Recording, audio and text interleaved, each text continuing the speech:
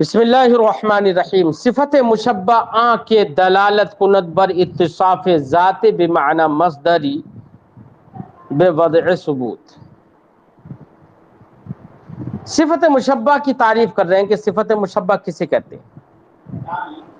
صفت مشبہ بیٹا وہ اس میں مشتق ہے جو دلالت کرتا ہے بر اتصاف ذات، کسی ذات کے معنی مصدری سے متصف ہونے پر، بوضع ثبوت، ثبوت کے طریقے پر۔ وضع کا معنی طریقہ، بوضع ثبوت، ثبوت کے طریقے پر۔ بیٹا دو لفظ بولے جاتے ہیں، ایک حدوث اور ایک ثبوت۔ حدوث تین زمانوں میں سے کسی ایک زمانے کے ساتھ خاص کر دینا کسی کام کو، یا کسی ایک زمانے کے اندر ہونا اگر سمجھ میں آئے کسی فعل سے تو اس کو کہتے ہیں حدوث۔ اور تینوں زمانوں کے ساتھ، تینوں زمانوں میں سے کسی ایک زمانے کے ساتھ خاص نہ ہو تو اسے کہتے ہیں کہ ثبوت۔ جیسے مثال کے طور پر بیٹا میں پڑھتا ہوں، میں سنتا ہوں، تو میرا یہ سننا موجودہ وقت میں ہے نا، یا ہمیشہ رہے گا؟ نہیں رہے گا۔ جیسی وجود ختم، سننا ختم، روح ختم، سننا ختم۔ نہ ہی جب میں موجود نہیں تھا، پیدا نہیں ہوا تھا تو اس وقت بھی نہیں سنتا تھا، تو میرا سننا جو ہے وہ بالفعل ہے، ٹھیک ہے۔ اب میرا یہ سننا جو ہے یہ کسی ایک زمانے کے ساتھ خاص ہوا نا، اس کو کہیں گے حدوث۔ تو میرا اور آپ کا سننا بیٹا یہ بطور حدوث ہے۔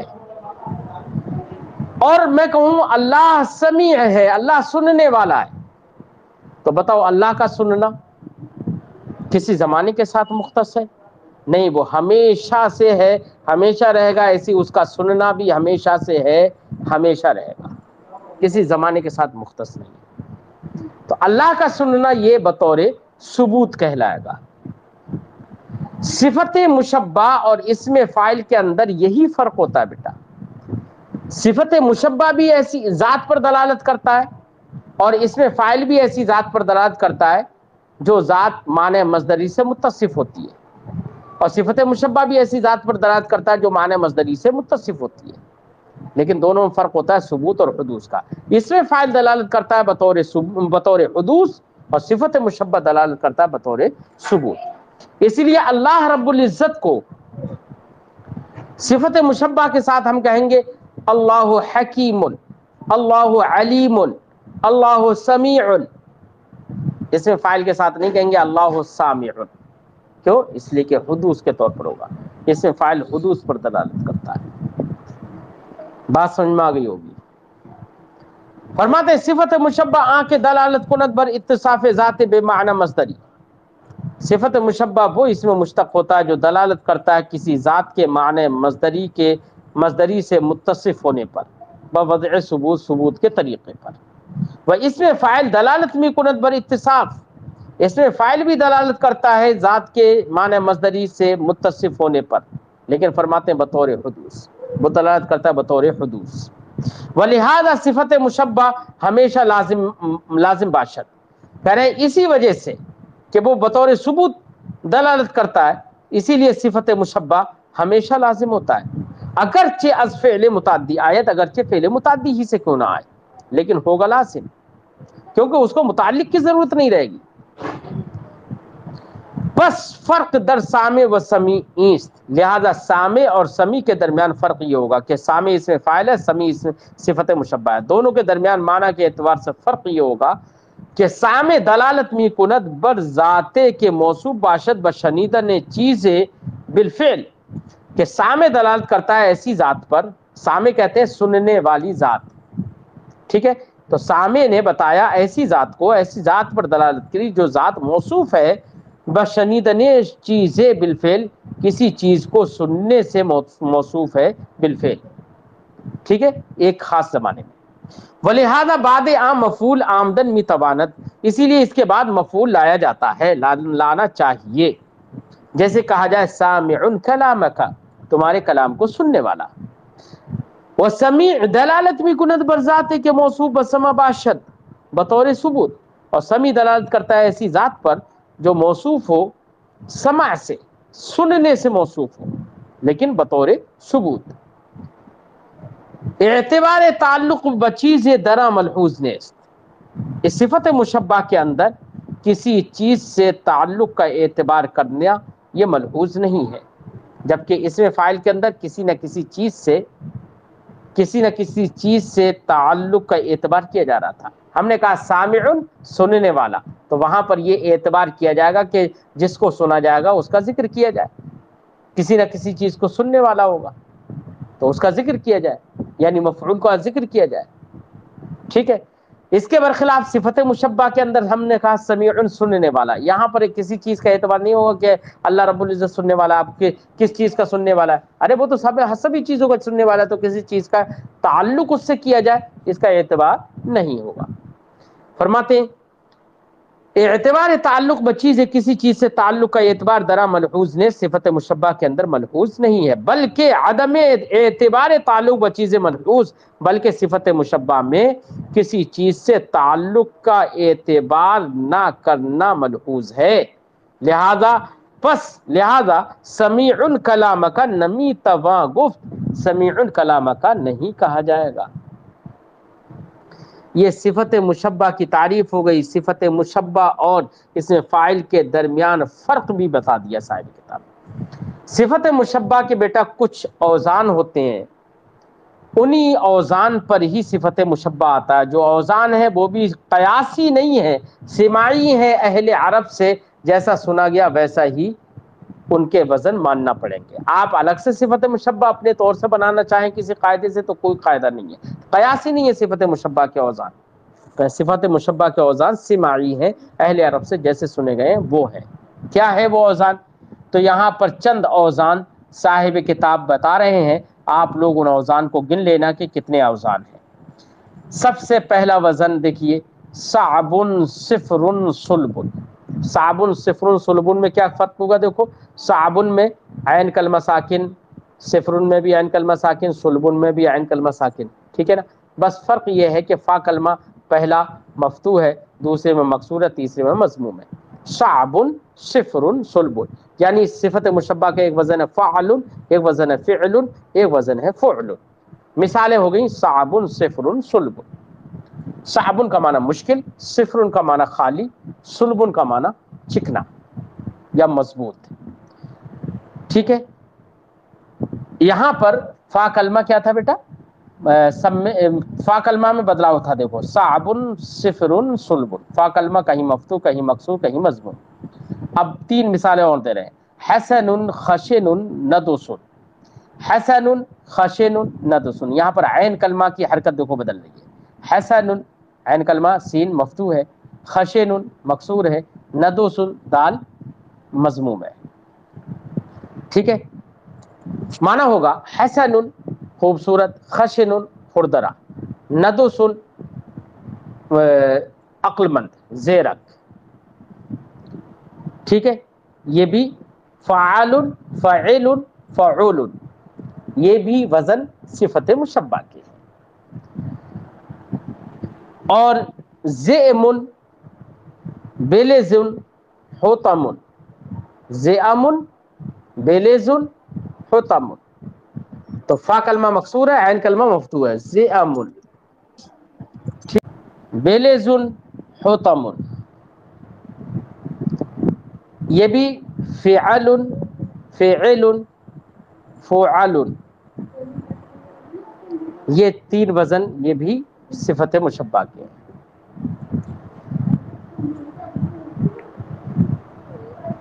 زئم کا معنی ہوتا ہے بیٹا فربا موٹا، بیلزن اور حطام کا معنی ہوتا ہے پراگندہ، اور باقی آپ ڈکشنری میں لغت میں بھی دیکھ کے ان کے معنی یاد کر سکتے ہیں۔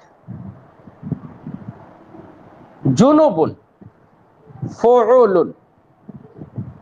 یہ بھی صفت مشبہ کا وزن ہے، جنوب کا معنی ناپاک، احمر سرخ، کابر بڑا، کبیر بڑا، غفور بخشنے والا، جید اچھا عمدہ، جبان بزدل، ہجان سفید اونٹ ہجان، شجاع بہادر، عطشان تو عطشان پیاسا، عطشا یہ مؤنث ہے پیاسی، حبلا حاملہ عورت، حمراء سرخ، عشراء عین کے ضمے کے ساتھ عشراء، عشراء کہتے ہیں اس اونٹنی کو جو 10 مہینے کی حاملہ ہو، گاون ہو، اس کو عشراء کہتے ہیں۔ تو یہ کتنے اوزان ہوئے صفت مشبہ کے؟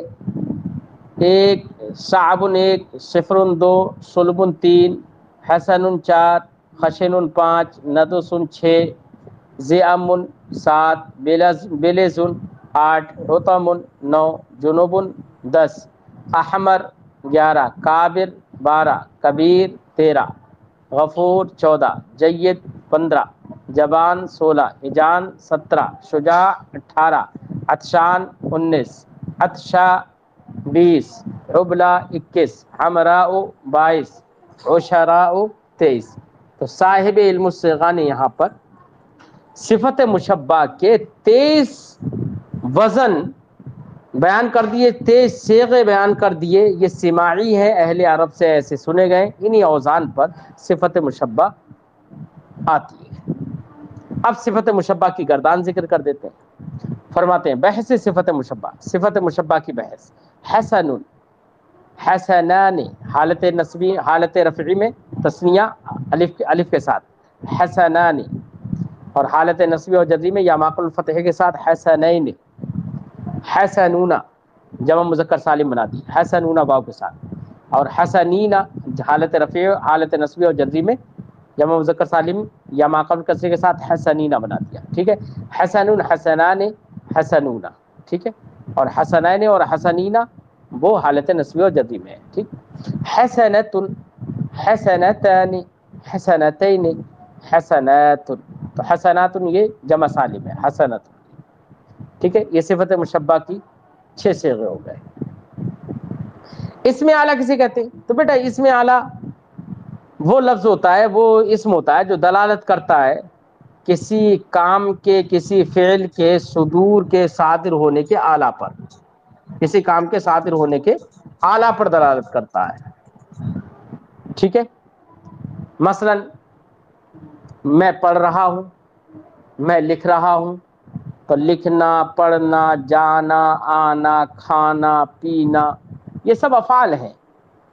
اب فعل کا صدور کس آلے سے ہو رہا ہے، تو اس آلہ کو جو بتائے وہی بیٹا اسم اعلیٰ کہلاتا ہے۔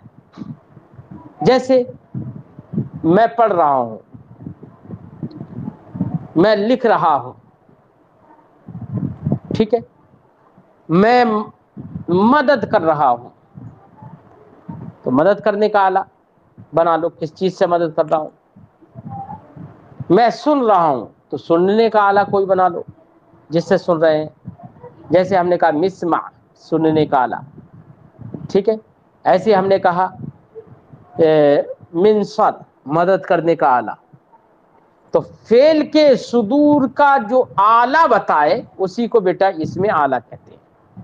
اسم اعلیٰ کے دلالت کو ند بر آلۂ صدور فعل، اسم اعلیٰ وہ اسم ہوتا ہے جو دلالت کرتا ہے فعل کے صادر ہونے کے آلہ پر۔ برس وزن آیت، اسم اعلیٰ 3 وزنوں پر آتا ہے، ایک مفعل، ایک مفعلۃ، ایک مفعال۔ تو مفعلۃ کو بیٹا مؤنث مت سمجھنا، بات سمجھ میں نہیں آئی، یہ مؤنث نہیں کہلائے گا۔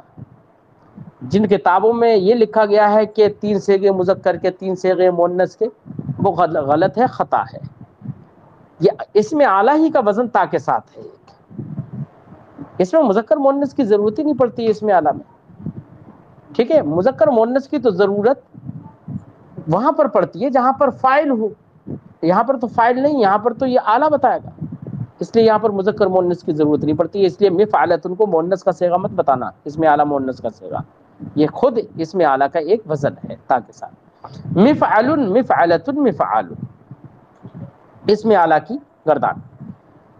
منصر منصران منصرین مناصر، تو منصر واحد، منصران تثنیہ حالت رفع میں، منصرین حالت نصبی اور جزم میں تثنیہ، مناصر اسی کی جمع مکسر، ٹھیک ہے۔ منصرۃ دوسرا ہے نا، منصرۃ منصرتان منصرتین مناصر، ٹھیک ہے، دوسرا وزن۔ اور ایک ہے منصار مفعال، مدد کرنے کا، سب کا معنی ہے مدد کرنے کا۔ منصار منصاران منصارین منصارین تثنیہ حالت نصبی اور جزم میں، مناصیر یہ منصار کی جمع مناصیر یا کے ساتھ ہے، ٹھیک ہے۔ فرماتے ہیں کہ یہ تو آپ نے اسم اعلیٰ کے 3 وزن پڑھے، مفعل مفعلۃ مفعال، یہ 3 وزن پڑھے اسم اعلیٰ کے۔ صاحب کتاب فرماتے ہیں وگاہے بر وزن فاعل آیت، کبھی کبھی فاعل کے وزن پر بھی آتا ہے اسم اعلیٰ، جیسے کہ خاتم، خاتم کا معنی ختمہ سے آتا ہے، ختمہ کا معنی ہوتا ہے مہر لگانا، تو خاتم کا معنی ہوتا ہے مہر لگانے کا آلہ، فاعل کے وزن پر آ گیا نا۔ وہی فرماتے ہیں گاہے بر وزن فاعل آیت، کبھی کبھی فاعل کے وزن پر بھی آتا ہے، جیسے کہ خاتم کے آلہ ختم، یعنی ختم کا آلہ، یعنی مہر کردن یعنی مہر کرنا۔ وعالم عالم آلہ دانستن جاننے کا آلہ، علم سے اس میں آلہ عالم جاننے کا آلہ، مگر دنی قسم معنی اسمی غالب آمدہ، لیکن فرماتے ہیں کہ جو اسم اعلیٰ کا وزن فاعل کے وزن پر آتا ہے جیسے کہ خاتم اور عالم، اس کے اندر بیٹا معنی وصفیت نہیں رہتا ہے بلکہ معنی اسمیت غالب آ جاتا ہے، کسی نہ کسی کا وہ نام ہو جاتا ہے، جیسے کہ خاتم ایک خاص جو مہر ہوتی ہے اس کا نام ہو گیا، عالم جو اللہ کی پہچاننے کا جو کائنات ہے اس کا نام ہے، یہ ہے نا عالم۔ وہی فرماتے ہیں مگر دنی قسم، لیکن اس قسم میں یعنی اس میں اعلیٰ جو فعال کے وزن پر آتا ہے اس قسم کے اندر معنی اسمی غالب آمدہ، معنی اسمی غالب آ جاتا ہے، اب صفت کا معنی نہیں رہتا اس میں، علی الاطلاق مطلقاً، بے معنی اشتقاقی مستعمل نہیں ہے، مطلقاً اشتقاقی معنی میں مستعمل نہیں ہوتا ہے، اشتقاقی یعنی وہ صفت کے معنی میں استعمال نہیں ہوتا ہے، اس میں مشتق کے معنی میں استعمال نہیں ہوتا ہے۔ ہر آلہ ختم را خاتم و ہر آلہ علم را عالم نتما گفت، لیکن فرماتے ہیں کہ ہر آلہ ختم کو خاتم بھی نہیں کہیں گے بیٹا، کیوں؟